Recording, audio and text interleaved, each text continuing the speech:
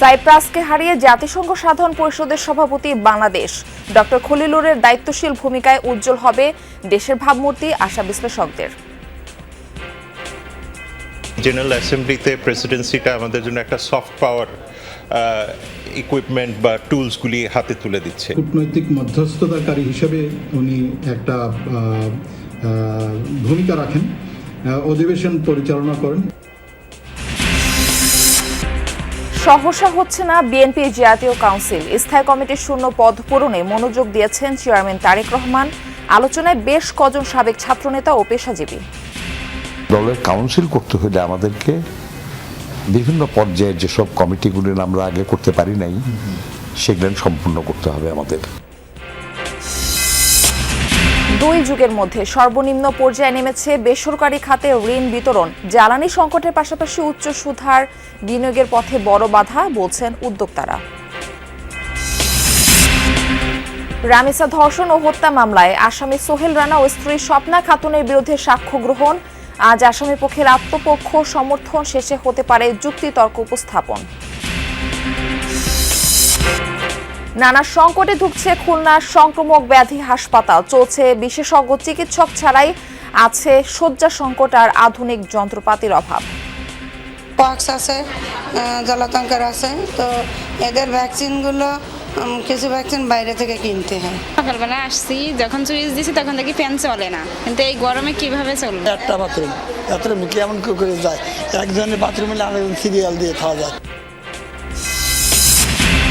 পাবনা ও দিনাজপুরে গাছে গাছে এখন লিচুর থোকা। আসন্ন ফলনে খুশি বাগানীরা, শঙ্কা প্রচন্ড গরম আর ঝড় বৃষ্টি নিয়ে। আবারও পাল্টাপাল্টি হামলায় জড়ালো ওয়াশিংটন তেহরান। গুরুত্বপূর্ণ কেশম দ্বীপে মার্কিন অভিযান। জবাবে মধ্যপ্রাচ্যে যুক্তরাষ্ট্রের ঘাঁটি টার্গেট করেছে ইরান।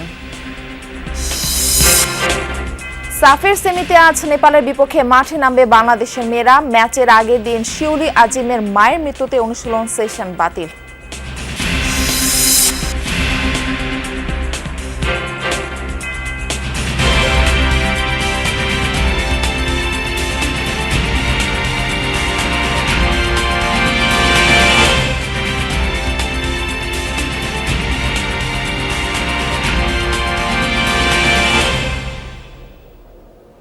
আমন্ত্রণ জানাচ্ছি যমুনা নিউজে। আপনাদের সঙ্গে থাকছি আমি মারফি রহমান। এতক্ষণ শিরোনাম দেখছিলেন। বিশ্ব রাজনীতির মঞ্চে ঐতিহাসিক জয় পেল বাংলাদেশ।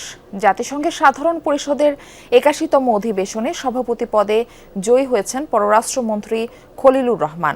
সদস্য দেশগুলোর মধ্যে ৯৯টি দেশ ভোট দিয়েছেন বাংলাদেশকে। নিকটতম প্রতিদ্বন্দ্বী সাইপ্রাসের প্রার্থী আন্দ্রেয়াস কাকুরিস পেয়েছেন ৯১ ভোট। আগামী ১ বছর সাধারণ পরিষদের সভাপতির দায়িত্ব পালন করবেন Khalilur Rahman.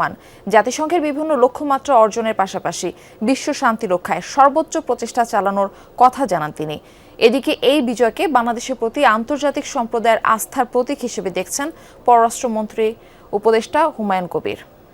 Having obtained the required majority, His Excellency Khalilur Rahman of Bangladesh has been elected President of the General Assembly at its 81st session.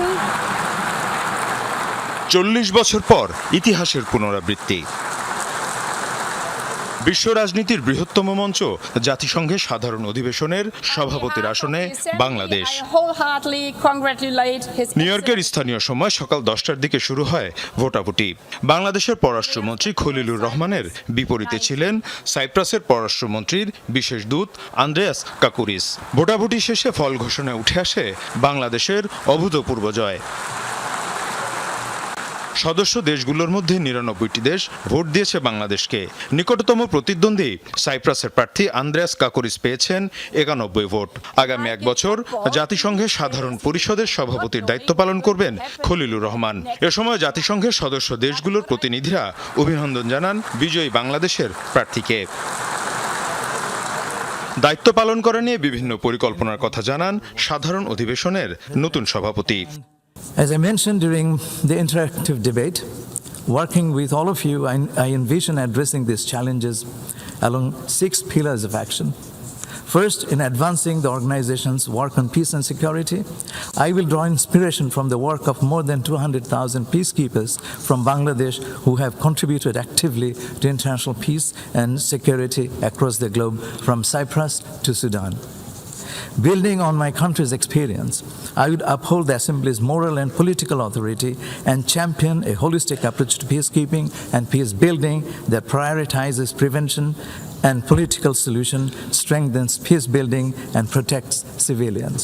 I intend to work closely with member states on how we can prevent another lost decade of development and protect the vulnerable people in developing countries. On the implementation of Agenda 2030, with the SDG Summit 2027 in mind, I will work with you all to accelerate implementation of SDGs that are lagging or regressing. এদিকে এই বিজয়কে বিশ্ব সম্প্রদায়ের কাছে বাংলাদেশের গ্রহণযোগ্যতার মাপকাঠি হিসাবে দেখছেন প্রধানমন্ত্রীর পররাষ্ট্র উপদেষ্টা হুমায়ুন কবির। বিরাট সফলতা, গ্লোবাল সফলতা, ভিজিবিলিটির সফলতা এবং বাংলাদেশের প্রতি ওয়ার্ল্ডের স্বীকৃতি। বাংলাদেশ অনেকটা গ্লোবাল ইনফ্লুয়েন্স রাখ করে and we confidently stood our candidature and won also this the position of president of the General Assembly এবং কন্টেস্ট করে আমরা জিতছি। এর আগে 1986 সালে জাতিসংঘের 41তম সাধারণ পরিষদের অধিবেশনে সভাপতির দায়িত্ব পালন করেছিলেন তৎকালীন পররাষ্ট্র সচিব প্রয়াত হুমায়ুন রশিদ চৌধুরী। মীর মুশফিকা হাসান, যমুনা নিউজ। জাতিসংঘ সাধারণ পরিষদের 81তম অধিবেশনে সভাপতি নির্বাচিত হওয়ায় পররাষ্ট্রমন্ত্রী ডক্টর খলিলুর রহমানকে অভিনন্দন জানিয়েছেন প্রধানমন্ত্রী তারেক রহমান। মঙ্গলবার রাতে নিজের ভেরিফাইড ফেসবুক পেজে এই অভিনন্দন জানান তিনি। পোস্টে তারেক রহমান বলেন, এই অর্জন বৈশ্বিক অঙ্গনে বাংলাদেশের ক্রমবর্ধমান অবদান ও গ্রহণযোগ্যতার প্রতিফলন। নতুন দায়িত্বে খলিলুর রহমান বাংলাদেশের মর্যাদা সমুন্নত রাখবেন এবং বহুপাক্ষিক বিভিন্ন চ্যালেঞ্জ মোকাবেলায় সংযোগ, সংলাপ ও সহযোগিতা জোরদারে ভূমিকা রাখবেন বলেও আশা করেন তিনি। পাশাপাশি নতুন দায়িত্ব পালনে পররাষ্ট্রমন্ত্রীর সর্বাত্মক সফলতা কামনা করেন প্রধানমন্ত্রী। কূটনৈতিক গ্রহণযোগ্যতা বৃদ্ধি, রোহিঙ্গা সংকট সমাধান ও সফট ডিপ্লোম্যাসির মাধ্যমে বাংলাদেশের জন্য ভূমিকা রাখবেন জাতিসংঘ সাধারণ পরিষদের নতুন সভাপতি, এমন আশাবাদ জানিয়ে কূটনৈতিক বিশ্লেষকরা বলছেন, বর্তমান সরকার 3 মাসেই এই অর্জন এক বিরাট কূটনৈতিক সাফল্য।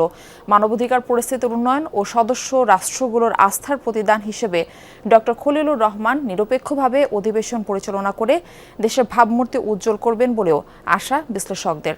আহমেদ রেজার প্রতিবেদনে থাকছে এর বিস্তারিত। Khalilur Rahman, Bangladesh, 99.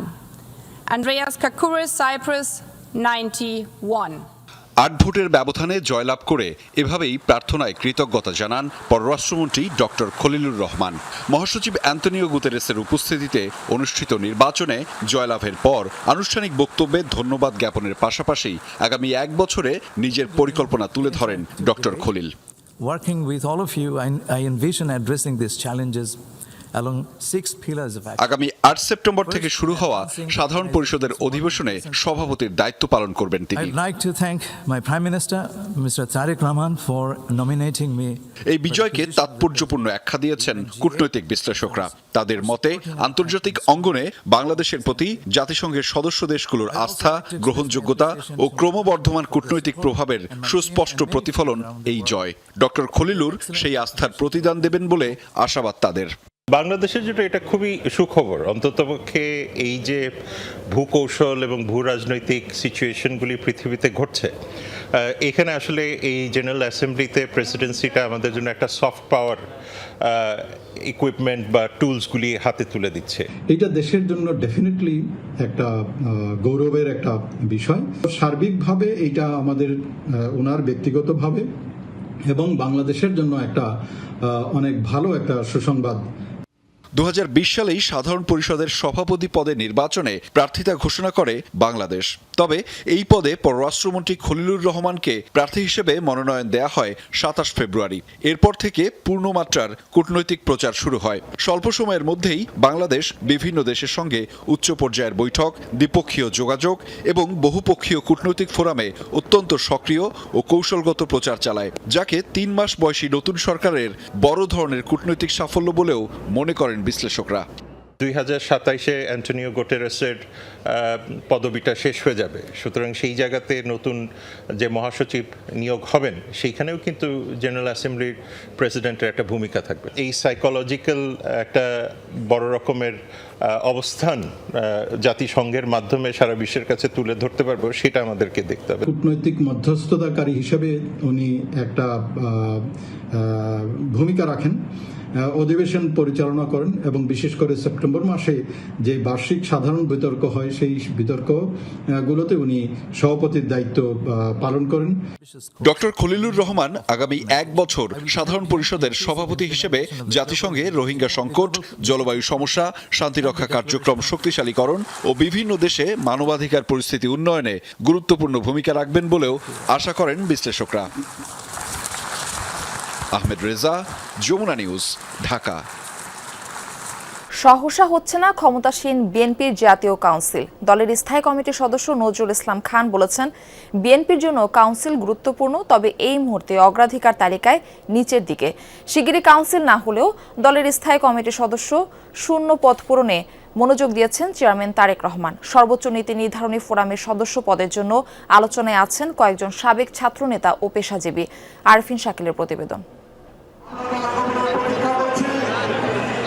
প্রায় 1 দশক দলীয় কাউন্সিল করেনি বিএনপি। এজন্য বৈরী রাজনৈতিক পরিবেশের প্রসঙ্গ সামনে আনেন নীতি নির্ধারকরা। যদিও গঠনতন্ত্র অনুযায়ী 3 বছর পর পর কাউন্সিল করার কথা। আমাদের যাদের বয়স হয়েছে তারা হয়তো আর খুব বেশি দিন দায়িত্ব পালন করতে পারবো না। বিএনপির সবশেষ কাউন্সিল হয়েছিল 2016 সালের 19 মার্চ। এবার নির্বাচনে জয়ের পর মহাসচিব মির্জা ফখরুল ইসলাম আলমগীর চলতি বছরই 7ম কাউন্সিলের কথা বলেছিলেন। সরকার সরকারের কাজ করবে, দল দলের কাজ করবে, কাউন্সিল হবে এই বছরের মধ্যেই। কিন্তু বছরের মাঝামাঝিতেও কাউন্সিল করার উদ্যোগ দৃশ্যমান নয় বিএনপিতে। 82টি সাংগঠনিক জেলা, কয়েকশো উপজেলা, পৌরসভা ও 4500-এর বেশি ইউনিয়নের প্রায় 60 ভাগ কমিটি মেয়াদোত্তীর্ণ। কোথাও কমিটি নেই 1 দশক। কাউন্সিলে এসব কমিটির শীর্ষ নেতারাই হবার কথা কাউন্সিলর। কাউন্সিল নিয়ে আসলে কি ভাবছে বিএনপি? একটা সময় গেছে যখন আন্দোলনটাই ছিল প্রায়োরিটি সংগঠনের চেয়ে, এরপর একটা সময় আসলো তখন নির্বাচনটা হয়ে গেল প্রায়োরিটি। এখন জেতার পরে আমাদের জনগণের আকাঙ্ক্ষা পূরণের জন্য দ্রুত কিছু কাজ করাটা প্রায়োরিটি হয়ে পড়েছে আর কি। মানে এই না আর কি যে কাউন্সিলটা প্রায়োরিটির লিস্ট থেকে নেয়, এটা খুবই উচ্চ স্তরের প্রায়োরিটি, কিন্তু তারও উপরে কিছু প্রায়োরিটি এখনো আমাদের সামনে আছে আর কি। এটা বিবেচনায় নিতে হবে আমাদের আর কি। আর দলের কাউন্সিল করতে হলে আমাদেরকে বিভিন্ন পর্যায়ের যেসব কমিটিগুলি আমরা আগে করতে পারি নাই সেগুলো সম্পূর্ণ করতে হবে আমাদের। অবশ্য দ্বিতীয় চিন্তাও আছে বিএনপির নীতি নির্ধারকদের কাছে। দলের গতিশীলতা বাড়াতে সহসা রদবদল আসতে পারে স্থায়ী কমিটিতে। নিশ্চয়ই নতুন আরো আসবে আর কি। এমনকি পুরাতন আছে, এর মধ্যে বাদও পড়তে পারে কেউ। অনেক সময় যারা দলের কোনো নেতাই না আর কি, এমন কেউ দায়িত্ব নিতে পারে আর কি। এটা হবে, যে কোনো সময় হবে। স্থায়ী কমিটির 19 পদের মধ্যে এখন আছেন 14 জন। এর মধ্যে অসুস্থতায় জমিরুদ্দিন সরকার, রফিকুল ইসলাম মিয়া নিষ্ক্রিয়। শূন্য পদের আলোচনায় আছেন রুহুল কবির রিজভী, আমানুল্লাহ আমানের মতো সাবেক ছাত্রনেতারা।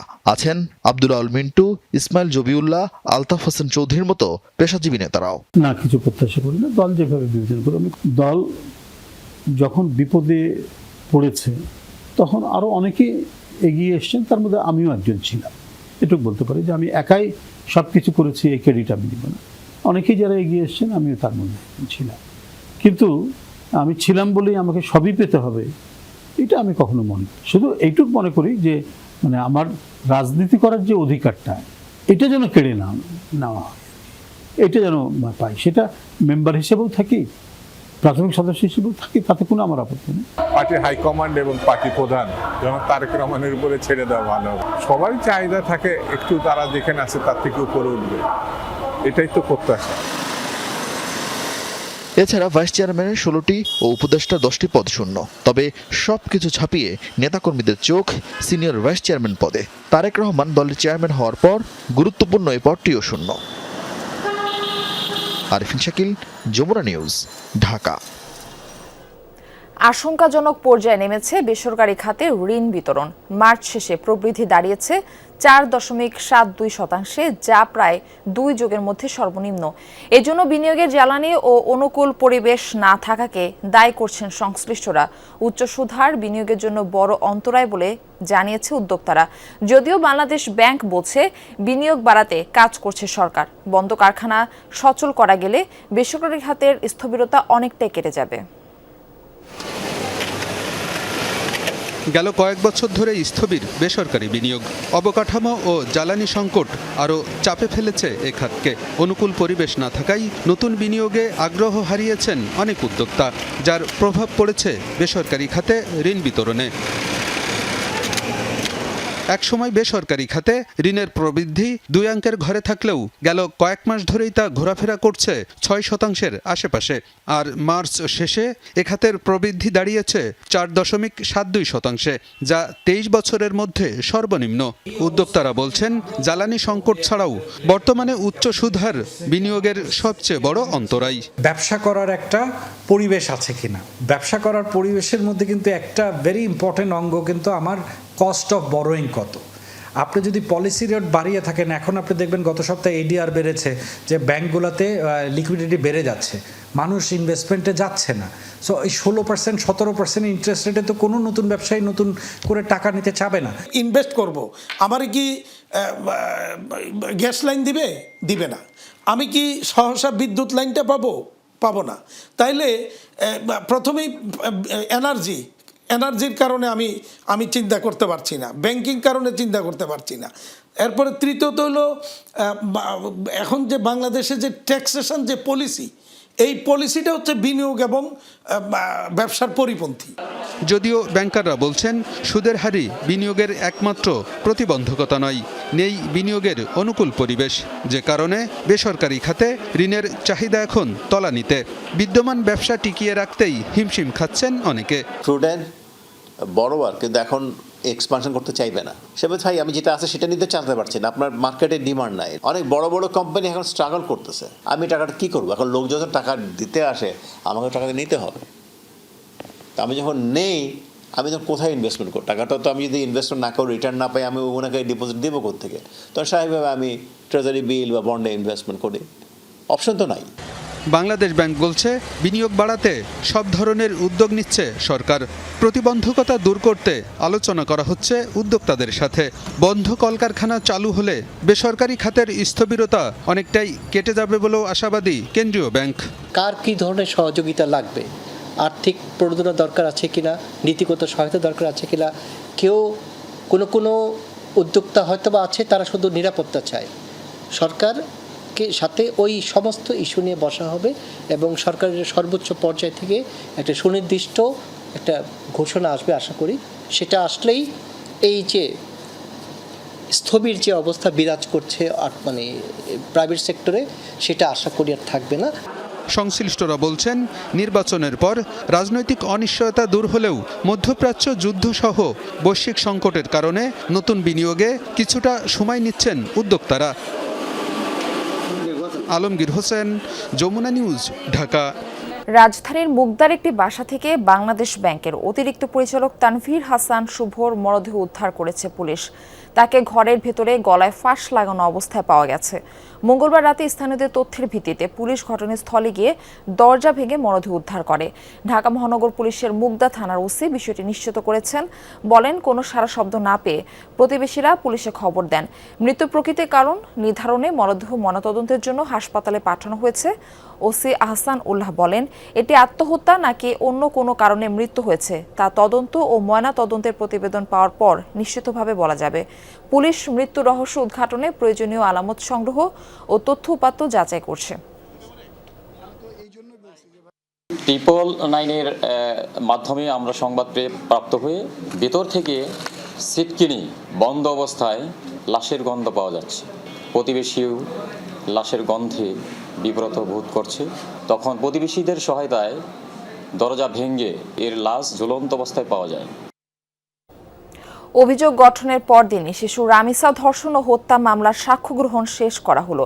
প্রথম দিন রামিসার পরিবার, পুলিশ কর্মকর্তা, ফরেনসিক বিশেষজ্ঞ, ম্যাজিস্ট্রেট সহ সাক্ষ্য দিলেন 16 জন। এতে উঠে আসে রামিসা হত্যার লোমহর্ষক তথ্য। তদন্ত কর্মকর্তা বলেন, রামিসা ধর্ষণ হত্যায় সোহেল রানা এবং স্ত্রী স্বপ্না খাতুন ছাড়া তৃতীয় কোনো ব্যক্তির সম্পৃক্ততা পাওয়া যায়নি। সন্তান হত্যায় দৃষ্টান্তমূলক শাস্তি চেয়েছে রামিসার পরিবার। বুধবার আসামিপক্ষের আত্মপক্ষ সমর্থন শেষে যুক্তিতর্ক উপস্থাপন হতে পারে।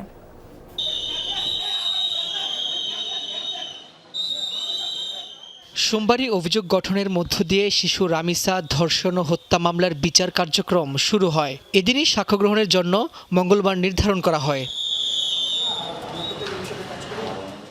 সাক্ষ্য দিতে আদালতে হাজির হন রামিসার মা, বাবা, বোন, পুলিশ কর্মকর্তা, চিকিৎসক, ফরেনসিক বিশেষজ্ঞ ও ম্যাজিস্ট্রেট সহ 16 জন। রামিসার বাবা আব্দুল হান্নান মোল্লার জবানবন্দির মধ্য দিয়েই শুরু হয় সাক্ষ্য গ্রহণ। সাক্ষ্য দেন শিশুটির মাও। তাদের বর্ণনায় উঠে আসে সোহেল রানা ও তার স্ত্রীর নৃশংসতা। সাক্ষ্যতে রামিসার মা বলেন, আকুতি মিনতি করে বারবার বললেও দরজা খোলেনি সোহেলের স্ত্রী স্বপ্না খাতুন। মামলার তদন্তকারী কর্মকর্তা আদালতকে জানান, আলোচিত এই হত্যাকাণ্ডে সোহেল ও স্বপ্না ছাড়া তৃতীয় কারো জড়িত থাকার তথ্য পাওয়া যায়নি। যিনি পোস্টমর্টেম করেছেন তিনি তার পোস্টমর্টেমের ওপিনিয়নে আজকে উন্মুক্ত ট্রাইব্যুনালে সাক্ষ্য দেওয়ার সময় বলেছেন, there are signs of recent forceful sexual intercourse. তারপরে যেহেতু তার হেড ডিক্যাপিটেটেড অর্থাৎ বিচ্ছিন্ন করা হয়েছে, হাত বিচ্ছিন্ন করা হয়েছে এবং তার যেহেতু মৃত্যু হয়েছে, তাহলে হত্যা এবং ধর্ষণ দুটোই প্রমাণিত হয়ে গেছে। সাক্ষ্য দেওয়ার এক পর্যায়ে আদালতের ভেতরে কান্নায় ভেঙে পড়েন রামিসাকে উদ্ধার করে জব্দ তালিকা তৈরি করা পুলিশ কর্মকর্তা ও ময়নাতদন্তকারী চিকিৎসক।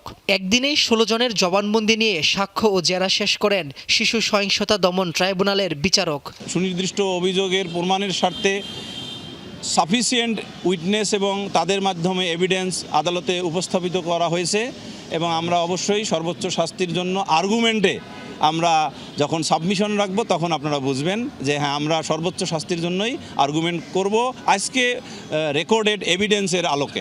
এদিকে রাষ্ট্রনিযুক্ত আসামি পক্ষের আইনজীবী বলেন, ন্যায় বিচারের স্বার্থেই তিনি লড়ে যাবেন। চুক্তিতর্কে তুলে ধরবেন সোহেল দোষী নাকি নির্দোষ। স্টেট ডিফেন্স লয়ার হিসেবে যেই মামলায় আসামির সর্বোচ্চ শাস্তির বিধান রয়েছে, এই ধরনের একটা অপরাধ এটা, আমি আমার সেই দায়িত্বটুকু আসামি পক্ষে যেন বিচারটা স্বচ্ছ হয়, নিরপেক্ষ হয়, দেশ এবং দেশের বাইরে যেন এই বিচার প্রক্রিয়া প্রশ্নের সম্মুখীন না হয়, সরকার কর্তৃক অর্পিত দায়িত্ব আমি পালন করার চেষ্টা করেছি।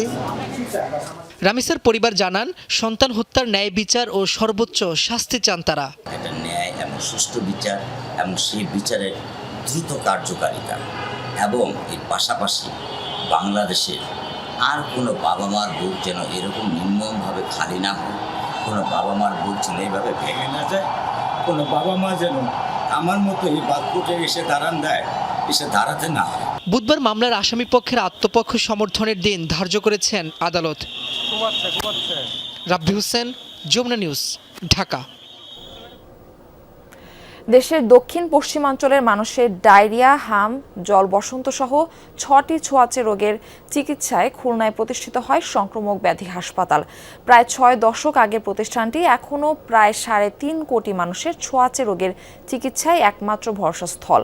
প্রতিষ্ঠার পর এত বছরেও বিশেষজ্ঞ ছাড়াই শুধুমাত্র 3 জন মেডিকেল অফিসার দিয়ে চলছে এটি। এছাড়া রয়েছে আধুনিক যন্ত্রপাতির অভাব। বিষয়টি নিয়ে ক্যামেরার সামনে কথা বলতে রাজি নন সিভিল সার্জন।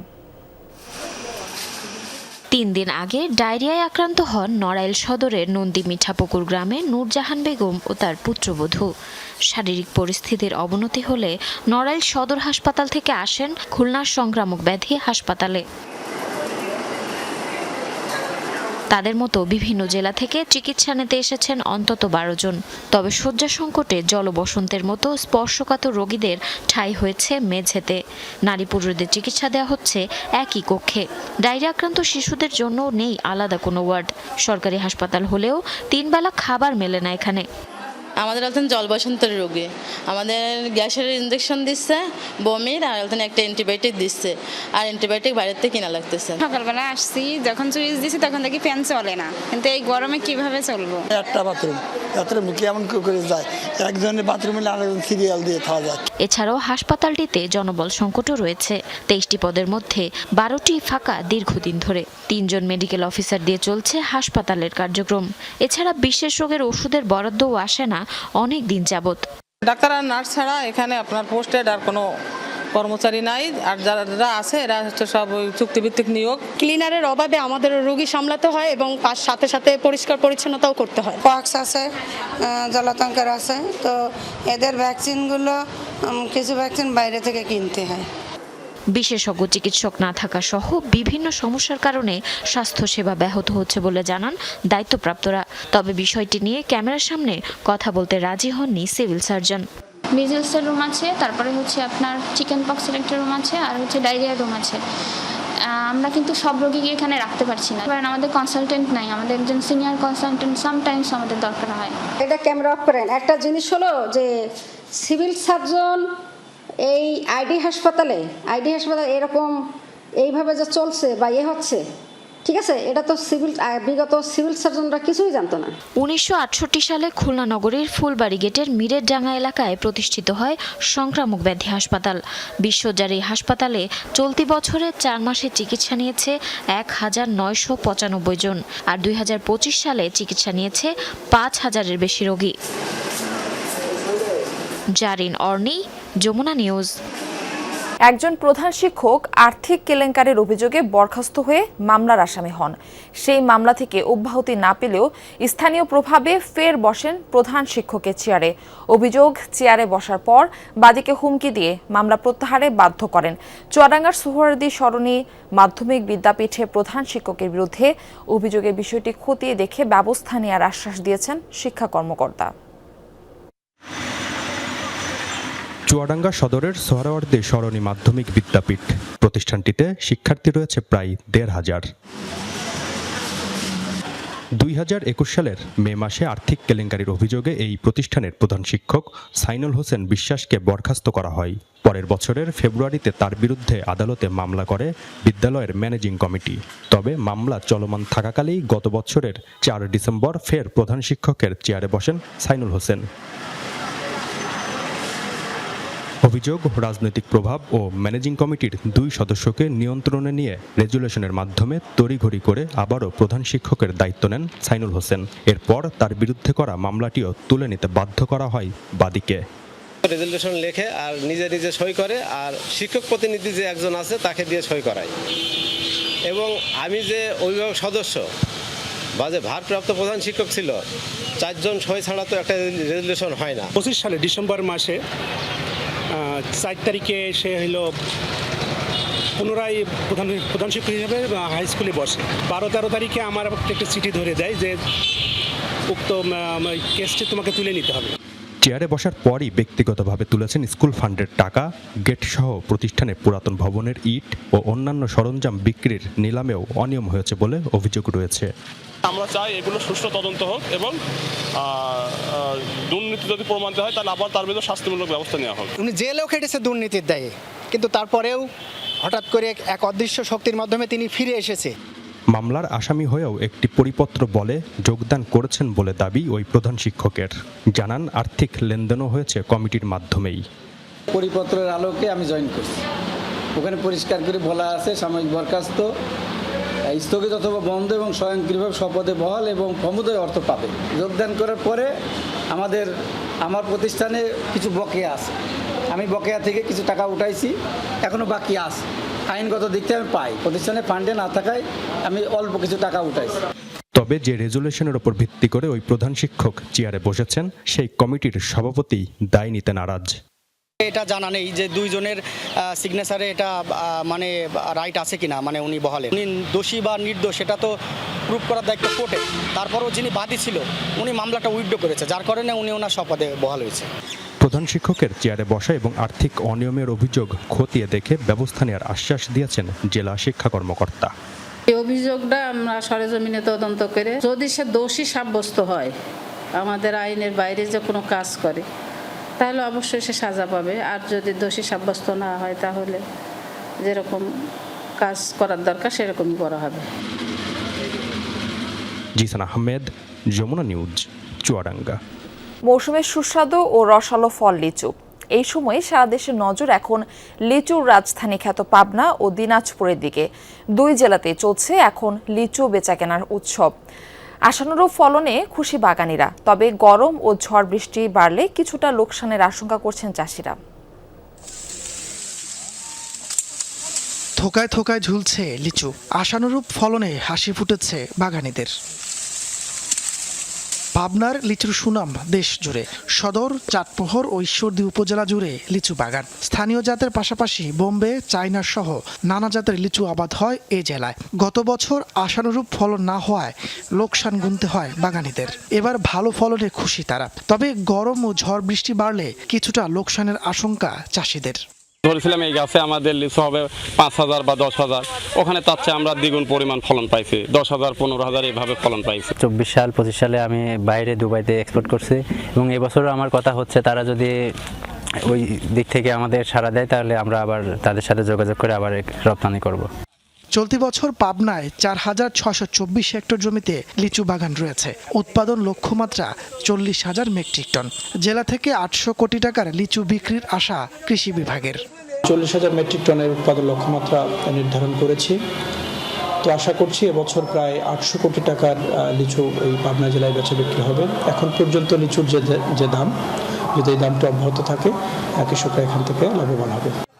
দিনাজপুরের লিচু এখন বাজারে। জিআই স্বীকৃতি পাওয়া জেলার লিচু কিনতে নিউ মার্কেট এলাকায় ভিড় করছেন ক্রেতারা। 100 চায়না 3 জাতের লিচু 1000 থেকে 1400 টাকা, মাদ্রাজি ও বোম্বে 250 থেকে 350 টাকা এবং বেদানা জাতের লিচু বিক্রি হচ্ছে 500 থেকে 700 টাকায়।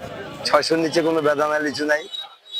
গতকালকে মাদ্রাজি গেছে 1200 টাকা হাজার, আজকে সেই 3000 টাকার উপরে। গতবারের তুলনায় এবার লিচুর দাম একটু বেশি মনে হচ্ছে। মাদ্রাজির কাছে ভালো কোয়ালিটিটা 300 থেকে 350, মিডিয়ামটা ওটা 200-250 টাকা বিক্রি হচ্ছে।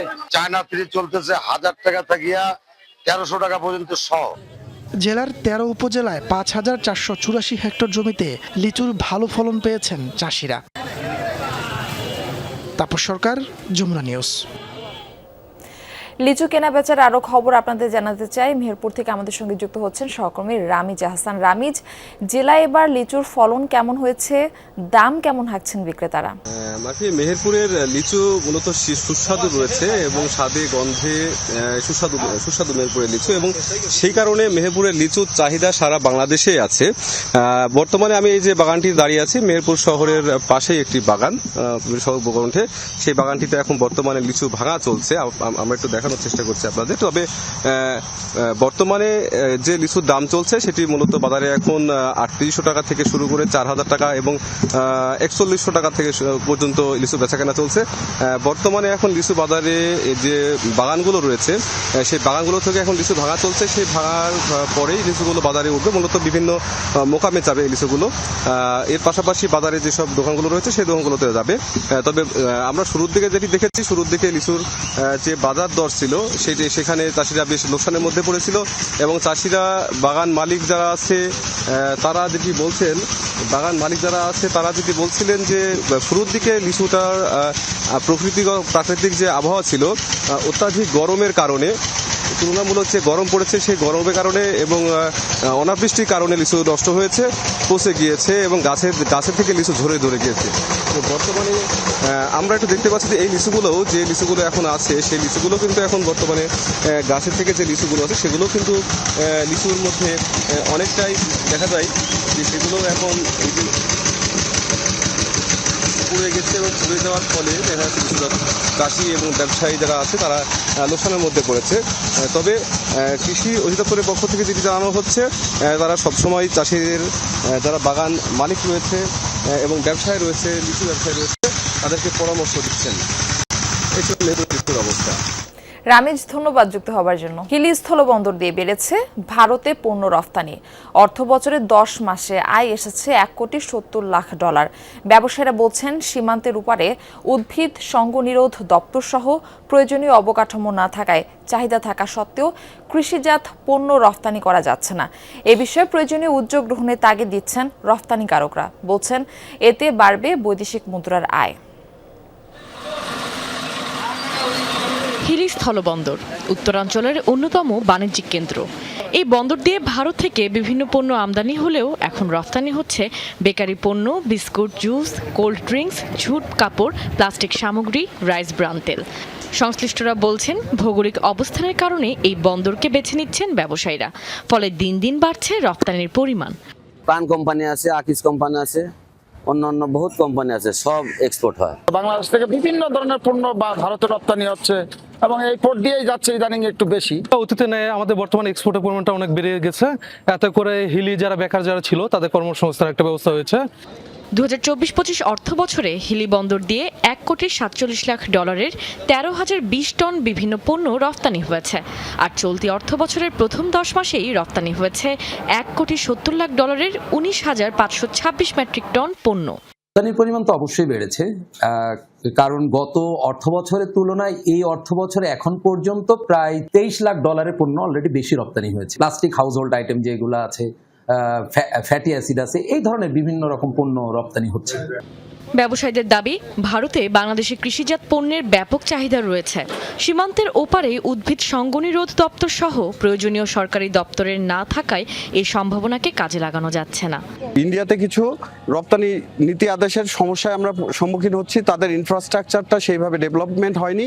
আমাদের পক্ষ থেকে যদি গভর্নমেন্ট এই ইনিশিয়েটিভটা নেয় তাহলে এই পোর্ট থেকে ব্যাপক হারে রপ্তানি করা সম্ভব। আমরা ইতিমধ্যে ভারতীয় হাই কমিশনার সহ ইন্দো বাংলা ট্রেড রয়েছে এবং প্রশাসনিক কাস্টমস রয়েছে, তাদের কাছে আমরা আবেদন করেছি যাতে এই সমস্যাগুলো দ্রুত নিষ্পত্তি হয়। কিন্তু ওনারা আশ্বাস দেন, কিন্তু অদ্যাবধি পর্যন্ত আমাদের এই ধরনের কোনো সুযোগ সৃষ্টি করেন নাই। উভয় দেশের সরকারের যৌথ উদ্যোগে সীমান্তের ওপারে উদ্ভিদ সঙ্গনিরোধ দপ্তর সহ শুল্ক অফিসগুলোর আধুনিকায়ন করা গেলে হিলি স্থলবন্দর হয়ে উঠতে পারে কৃষিজাত পণ্য রফতানির অন্যতম কেন্দ্র। কাশফিয়া রুহি, যমুনা নিউজ। বাংলাদেশের আলোচিত একটি হত্যাকাণ্ডের সাথে জড়িত ব্যক্তির ভারতে গ্রেফতারের বিষয়টি গোপন রাখতে বলা হয়েছিল পশ্চিমবঙ্গের সাবেক মুখ্যমন্ত্রী মমতা ব্যানার্জিকে। কেন্দ্রীয় স্বরাষ্ট্রমন্ত্রী অমিত শাহ ওই হত্যাকারীর আটকের বিষয়টি গোপন রাখতে অনুরোধ করেন বলে জানান তৃণমূল কংগ্রেসের প্রধান। মঙ্গলবার বিক্ষোভ সমাবেশে দেয়া ভাষণে এমনটি জানান তিনি। তবে কেন এই হত্যাকাণ্ড তা স্পষ্ট করেননি তিনি। বাংলায় যখন চলে আসে তখন আমাদের এসটিএফ তাকে ধরে, এটা তাদের ক্রেডিট। তারপরে হোম মিনিস্টার নিজে আমাকে ফোন করে বলছেন, আমি এখনো নামটা বলছি না ভদ্রতা করে, বাংলাদেশের লোক উত্তাল হয়ে যাবে, আমি সেটা চাই না, আমি দেশকে ভালোবাসি না, বলবো না দেশের স্বার্থে। কি বললেন, आप थोड़ा आपको बंगाल पुलिस को बोल दो ये बात बाहर में नहीं कहने के लिए, ये देश के लिए है।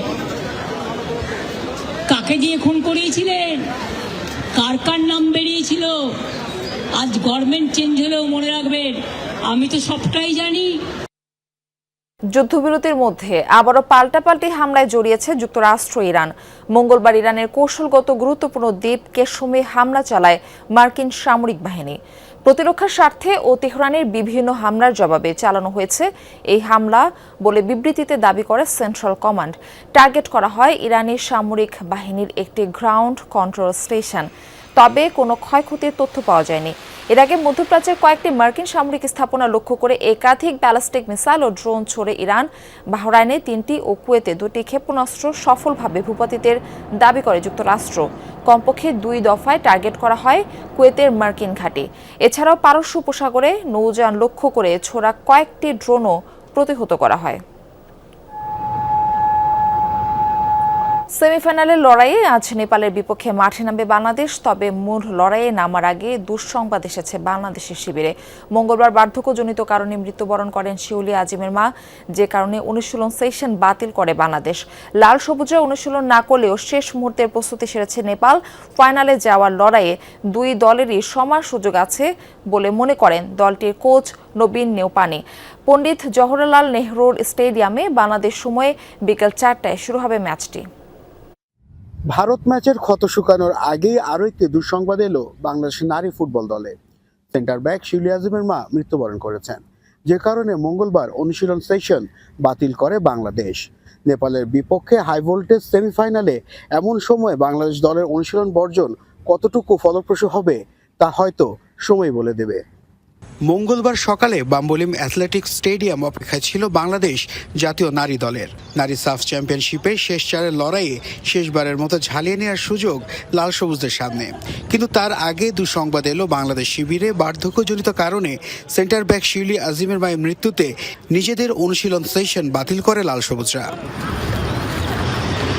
নারী সাফ চ্যাম্পিয়নশিপে টানা 2 আসরে শ্রেষ্ঠত্বের মুকুট ধরে রাখা বাংলাদেশ গ্রুপ পর্বে হোঁচট খায় ভারতের কাছে। 3-0 গোলে হারের পর শঙ্কা জাগছে সেমির লড়াইয়ে নেপালের বিপক্ষে ম্যাচ নিয়ে। তবে সব শঙ্কা দূরে ঠেলে ফাইনালে চোখ মারিয়া রূপনাদের। It's all about turning sadness, tragic events, and more importantly, the situation that we find ourselves in, and to turn that negative energy into positive energy. Now, that's not easy. তবে শেষ চারের লড়াই টাইগ্রেসদের মোটেও সহজভাবে নিচ্ছে না হিমালয় কন্যা দেশটি, বরং ম্যাচটিকে বড় চ্যালেঞ্জ দাবি করে দুই দলেরই ফাইনালে যাওয়ার সমান সুযোগ দেখছেন নেপাল নারী দলের কোচ নবীন নেওপানি। নিঃসন্দেহে ম্যাচটি অনেক বেশি প্রতিদ্বন্দ্বিতাপূর্ণ হতে যাচ্ছে। বাংলাদেশ অনেক ভালো দল, প্রতিভাবান অনেক ফুটবলার রয়েছে তাদের। ফাইনালে যাওয়ার সুযোগ দুই দলেরই রয়েছে, তবে আমরা সুযোগটা হাতছাড়া করতে চাই না।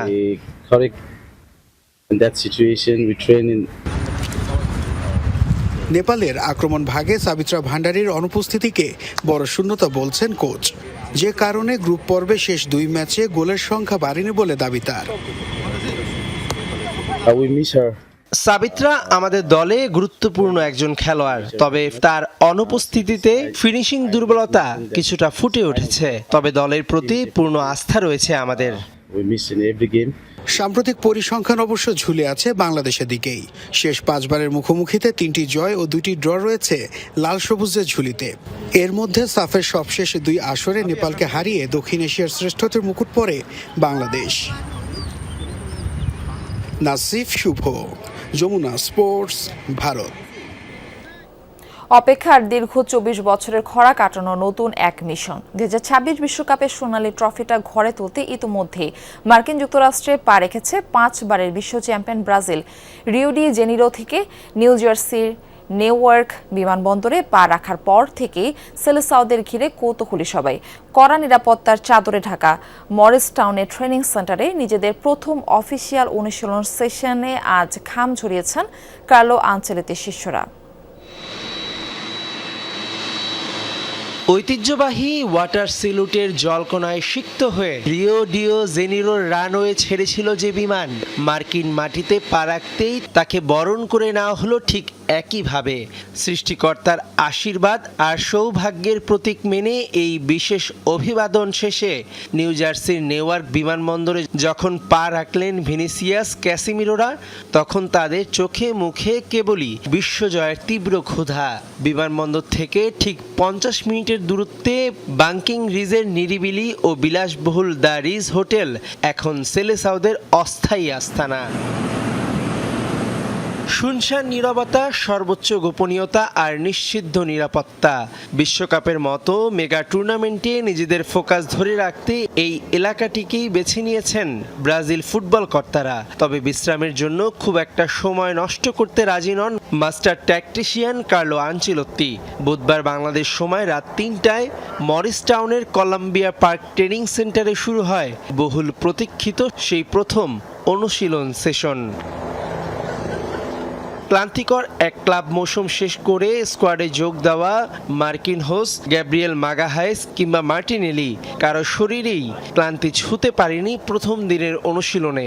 আনচেলত্তির করা নজরদারিতে পুরো স্কোয়াড মেতে উঠেছিল কন্ডিশনিং আর হাই ইন্টেন্সিটি পাসিং ড্রিলে, যেখানে যুবদল থেকে বিশেষ প্রতিনিধি হিসেবে আসা অনূর্ধ্ব 20 দলের তরুণ গোলরক্ষক লিও ন্যানোত্তিকেও দেখা গেছে সিনিয়রদের সাথে অনুশীলনে ব্যস্ত সময় পার করতে। তবে সেলেসাও শিবিরে একমাত্র দুশ্চিন্তার নাম নেইমার জুনিয়র। কাফের ইনজুরি পুরোপুরি সেরে না ওঠায় প্রথম দিনের মূল স্কোয়াডে গতিময় অনুশীলনে অনুপস্থিত ছিলেন এই পোস্টার বয়। যদিও টিম ম্যানেজমেন্টের পক্ষ থেকে জানানো হয়েছে নেইমারকে নিয়ে কোনো তাড়াহুড়ো নেই তাদের। গ্রুপ পর্বের শুরুতেই তাকে সম্পূর্ণ ফিট পাওয়ার ব্যাপারে আশাবাদী হেড কোচ। প্রথম দিনের পুরো সেশন জুড়েই ইতালীয় কোচের সেট করা ট্যাকটিক্যাল ছকে দারুণ ছন্দে দেখা গেছে দানিলো, আলেক্সান্দ্রো এবং লুকাস পাকেতাদের। বুধবার থেকে শুরু করে আগামী শুক্রবার পর্যন্ত টানা 3টি রুদ্ধদ্বার সেশনের মধ্য দিয়ে নিজেদের কৌশলকে আরও নিখুঁত করে তুলবে আমারে লিনহারা। আগামী 13 জুন বিশ্বকাপের মেগা মঞ্চে নিজেদের প্রথম ম্যাচে মাঠে নামবে ব্রাজিল। তবে তার আগে নিজেদের শেষ ও চূড়ান্ত প্রস্তুতি ম্যাচে 7 জুন ওহাইওর হান্টিংটন ব্যাংক ফিল্ডে মিশরের মুখোমুখি হবে সেলেসাওরা। মেহেদি নাইম, যমুনা স্পোর্টস। এই ছিল যমুনা নিউজে। এতক্ষণ সাথে থাকার জন্য সবাইকে ধন্যবাদ।